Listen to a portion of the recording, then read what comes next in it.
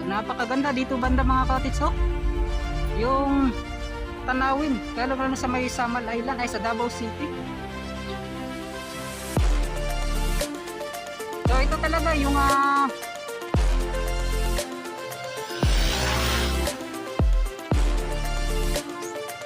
buong disenyo po ng gagawin. Yan mga cottage, so dito po yung part po ng Davao City. So yung mga cottage, so parang nasa puro. So dito naman ay parang wala masyado pang pinagbago mga cottage dito. So dito kasi tayo makababa tayo doon sa unahan. Kasi nga po ay bawal na bawal.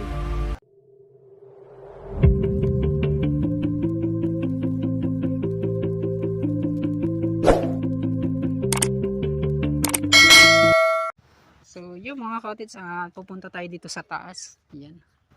So titingnan natin muli yung kanilang ginagawa. So ano po ba yung mga nagbago? Dito ba ito mga cottage sa taas, mapapansin naman ninyo sa pangalawang pagpunta natin dito ay napakabilis po ng kanilang ginagawa. Yun nga po ay yung pagkural po nila. Diyan, bakod ay tapos na. Yan so ito pala dito banda mga cottage, so mapapansin ninyo yan. Dati pa ay pwede pa tayo maka-update at makikita dyan sa loob nang walang harang. So ngayon mahirap na mga cottage. Yan.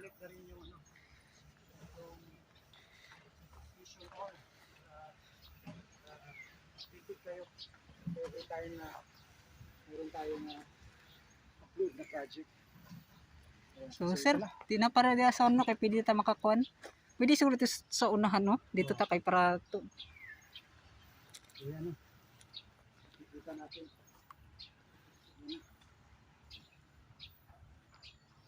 Yan no.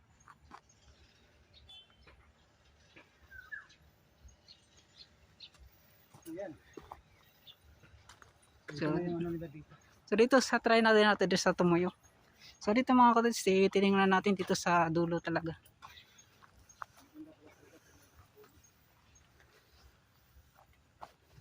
Yun mga cottage. Kung kaya pa tayong dalhin mga cottage, yan. So mahirap. So ito na lang siguro mga cottage. Pinasilip namin sa taas. Yung kung ano po yung meron dito. Yan. So siguro ngayong araw so ito na talaga, pupuntahan na natin yung sa may Samal Island. Yung gagawing bridge talaga. Yan. Pwede naman na dadaan sana dito mga cottage, so try daw natin dito. So dito tayo dito. Kasi hindi naman kami pumasok, so dito lang kami sa labas mga cottage. Yan.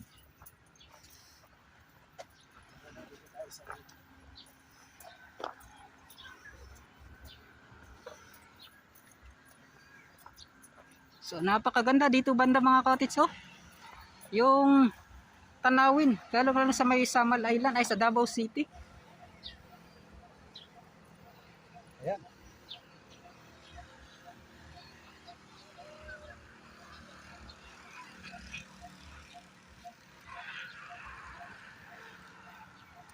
Ang intro dito dance.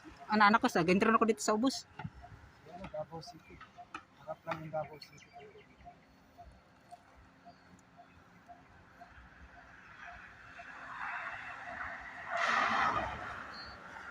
So dyan banda yung Davao Coastal Road mga cottage, ano? Makikita ninyo doon banda. So pag nag-update tayo dyan sa may boulevard area, so tinitingnan din natin dito banda sa ginagawang publication. Yan. So abang-abang na lang, pupunta kami doon sa site talaga ng gagawing bridge. So So yun mga kapatid, sa babaybayin. So lalakarin natin yung talagang mismong site po ng gagawing bridge. Dati mga kapatid, yung hindi pa namin alam kung saan yung area na yon. So sumakay po kami ng tricycle para malaman. So maganda rin yun mga kapatid, at least malaman namin. So ngayon nalaman na namin kung saan banda. So lalakarin na lang namin mga kapatid. Ayun, so kasama ko pa rin si Sir Welpy. Sobrang init.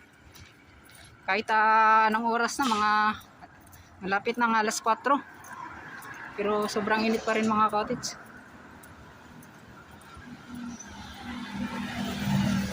Worth it ba itong pagkato diri, sir? Worth it kayo, no? Worth it, worth it. Worth it. Napakalaki na po ng improvement. At ngayon, malalaman naman natin kung ano man naman po yung improvement doon sa ginagawang bridge talaga.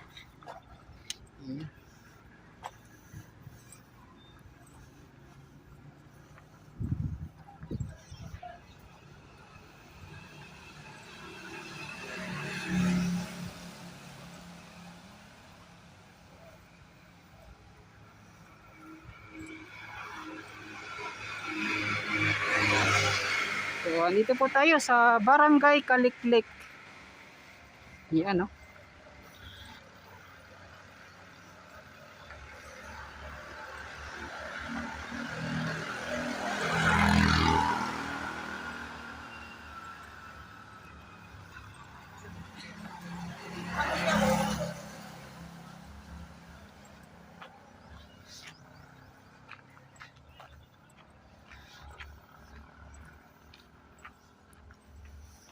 So yung mga kapatid, so ginawa nila nga parang dito sa office or pag-relaxan. So bahay po dito sa ginagawang espasyo na to, sa ginagawang sa napakalaking lawak ng kalupaan na to mga kapatid. So yun pala, oh. So nga na dahil sir, oh. Nanay balay. So ganun pala mga kapatid, sa container van na ginawang bahay.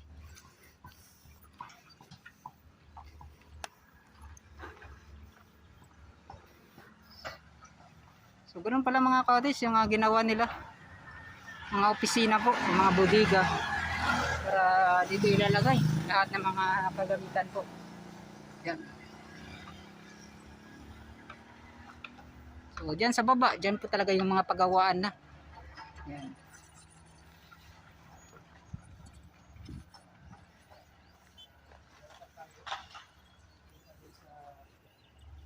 So dito is Paradise Island.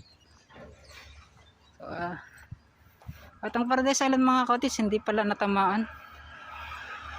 Yan, sa paggawa nitong SIDC bridge. Yan.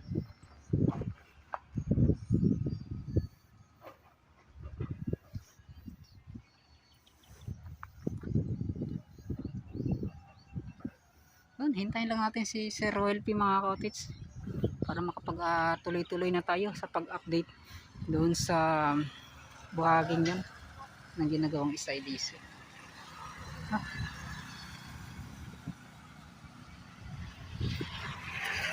So yan, napaka worth it ng pag-update namin ngayon dito mga kapatid, kasi yun nga po, may mga maipakita na kaganapan na naman yung pagbabago dito sa ginagawang SIDC.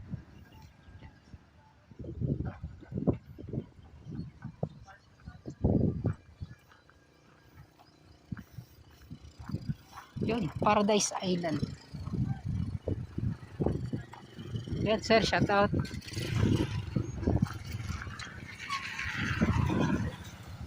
So yun, may welcome to Barangay Limao.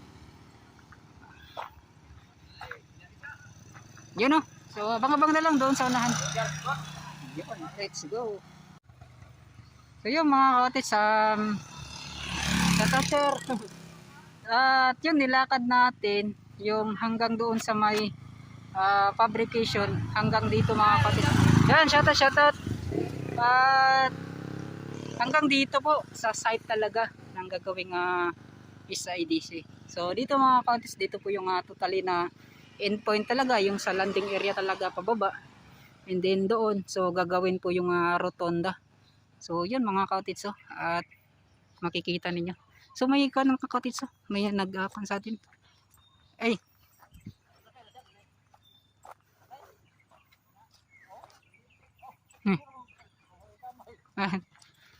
So yung mga counties, sakala niya sasakay tayo. Iyan So dito kanila pong nilagyan pa yan ng harang. Para talaga ay diyan kasi sa taas mga counties, yan nga sabi ko ay naulit ko mga counties. May rotonda na gagawin. So dito from north, so doon from south. So ganyan po mga counties yung kanilang ginagawa. Dito naman sa may Samal Island.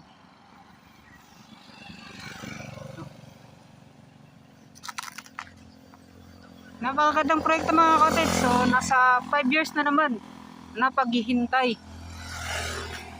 Start po ng 2022 hanggang 2027. So yun po yung mga expectation talaga natin. Kung ito po ba talaga ay matatapos na hanggang sa 2027, sa taong 2027. So yun So dyan sa unahan mga counties, titingnan natin kung may nagbabantay pa ba. So yung mga counties, patuloy muna natin.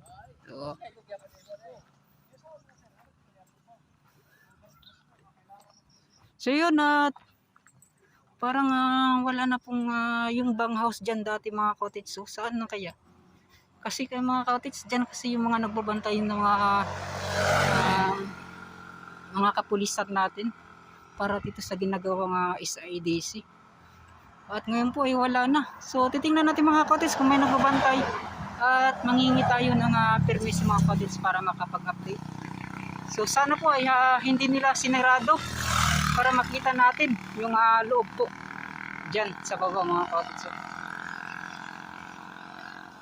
Ayan So sana may mga pulis. Makain tayo ng permiso. So abang-abang lang mga counties. So yun, what's up mga counties? So andito tayo sa taas at yan dito sa endpoint naman sa kabila. Yan banda mga counties dyan. So dati itong bang house dito yung banda mga counties at ngayon nandito na nilagay sa taas. At yun, so dito na po talaga yung site po ng gagawing Samal Island Davao City Connector Bridge. So ito po yung karugtong niya mga counties. So diyan sa taas rotonda yung gagawin. So dito po ay asahan natin na mataas pa itong gagawing bridge mga counties yan. So dito lang po tayo sa labas. Di na po tayo papasok dyan sa baba, sa loob. Kaya papasilip lang natin mga counties dyan sa banda. Ngunit may mga naipakita natin yun nakalagay na mga tarpaulin na yan. So yun so titingnan natin mga counties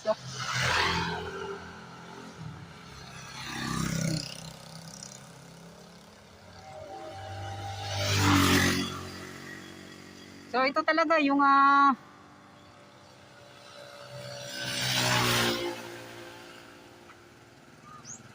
buong disenyo po ng gagawin. Yan mga counties. So dito po yung part po ng Davao City. So yan mga counties, so parang nasa puro. So iba pala yung disenyo mga counties. Yan tingnan niyo po yung pababa na. Yan. So sa disenyo niya mga counties, so sa bawat paladaan, yung sa left at sa side, sa left at sa right ay lalagyan pala ng landing area. So ganun pala mga counties kumbaga 4 yung gagawing landing area mga counties. Yan dito sa may Davao City.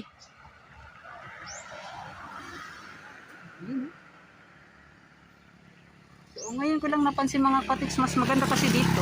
Then makikita talaga natin so malaki kasi mga cottage, masyadong klarong-klaro, kitang-kita po. Yan, oh. So ito pala si Ron, sinabi ko sir. Yan, so ito yung Samal Island na may rotunda. Rotonda. Oh. Ayan. Dito niya nakuha yun. Oh, dito niya siguro nakuha, sir. Kaya pala. Videohan niya, no? So yan po yung disenyo po dito sa may Samal Island.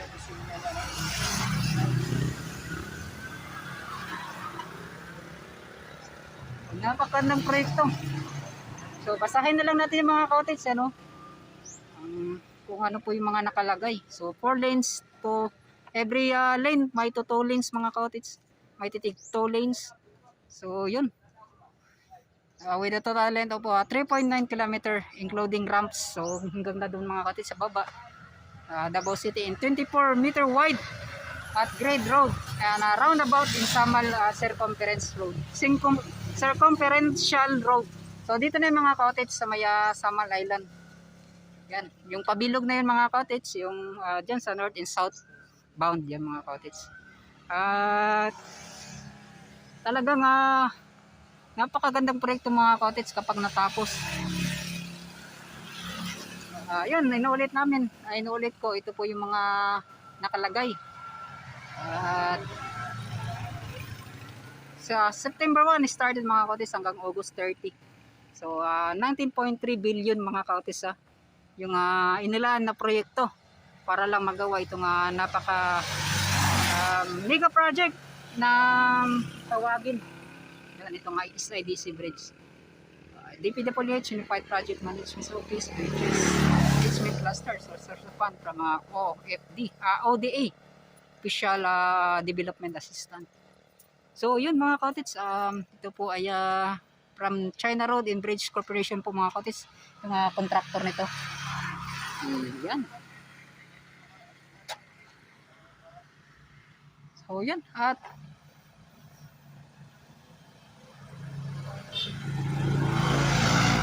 dito tayo. Sir, dire lang ta. So yan mga, hindi lang tayong baba sir. Hindi lang tayong baba. So yan mga cottage, dito naman banda makikita ninyo, mapapansin ninyo. So dito naman ay parang wala masyado pang pinagbago mga cottage dito. So di kasi tayo makababa tayo doon sa unahan. Kasi yun nga po ay bawal na bawal. Ngunit ay yung kagandahan mga cottage, at least binigyan tayo ng permiso para ma-update itong dito banda sa may Lalan portion. Yan, no? So maraming salamat pala sa nagbantay dyan, sa nagbantay dito sa Samal Island, mga kapulisan natin. Yan. So, maraming salamat. So, ito na po mga cottage, yung mga pagbabago, mga ganap, mga update sa ginagawang SIDC Bridge. Yun. So yan si Sir Ruel P. Yung maraming salamat sa lahat ng mga solid supporters, reviewers, solid subscribers natin. Yung asahan na lang natin mga dadaan naman ng mahaba pang panahon niya mga cottage, 5 years. So titingnan natin ano na po ba yung mga magaganap na mangyayari. So ano na po yung mga development na yan. Basta alam nyo na mga cottage. So sana tuloy-tuloy po yung mga kanilang ginagawa dito sa mega project na to. Yun, maraming salamat. So maraming salamat pala kila sir. Yan, mega shoutout. Sir, salamat kay sir. Yan, salamat. Yan, salamat. Sir, salamat kay sir. Yan, at babalik na tayo mga cottage. So yun, at pinasilip naman natin yung mga pagbabago.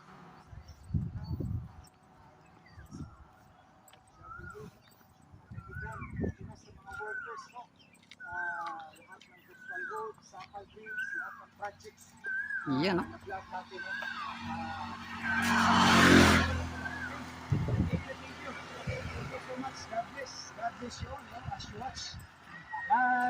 So yun.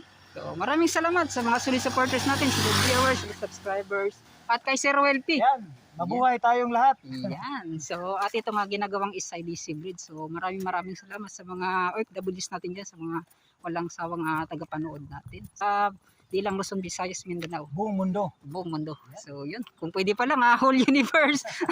Pati Mars, kung may TV pa lang sila. So ano ba si Tito Tan? Sulit na sulit. Yun. Wala namang ulan. Wala na. Wala namang Solid. So, yun kasi mga katis, minsan kasi, ngayon po ay nakaparating kami dito mga alas 3 na. Oh. So, dapat sana pumunta kami dito mga 1 or 2 kasi yung panahon kasi bigla kasi yung ulan. So, di natin yan ano tawag nun? Matagda. Matag na. Kung ano po yung mga darating pa sa, yan, kung baka umulan lang bigla. So, yan mga katis. So, maraming salamat at dito na lang. Bye-bye. So, sir, bye-bye sa sir. Yan, salamat. Yun.